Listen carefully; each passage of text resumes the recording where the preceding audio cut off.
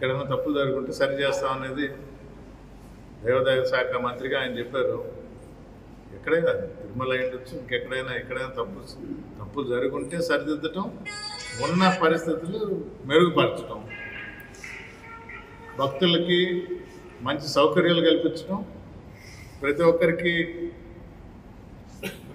సౌలభ్యంగా సులభంగా దర్శనాలు కల్పించడం, ఇవి చేస్తే మంచిది. అదే చేయాల్సింది. ఆ శాఖ మంత్రిగా ఆయన దాని మీద దృష్టి పెడితే మంచిదే కదా. దాని ప్రతిష్ట భంగం కలిగిందంటే ఏముంది, తప్పులు జరిగినాయి అన్నట్టు ఉంది.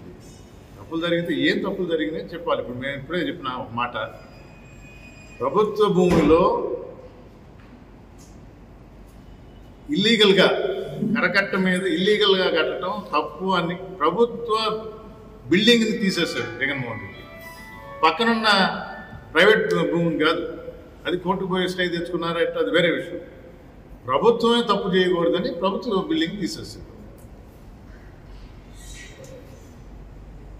ప్రమాణ స్వీకారం అయిన పక్క రోజే మా పార్టీ ఆఫీస్ని పగలగొట్టాడు.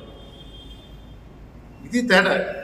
సో మీరు అన్నట్టు ప్రక్షాళన చేయాలా లేదా మెరుగుపరచాలా ఆయన ఉద్దేశం ఏంటో అది ఏంటి అని చెప్తే దానికి మేము జవాబు చెప్పగలం.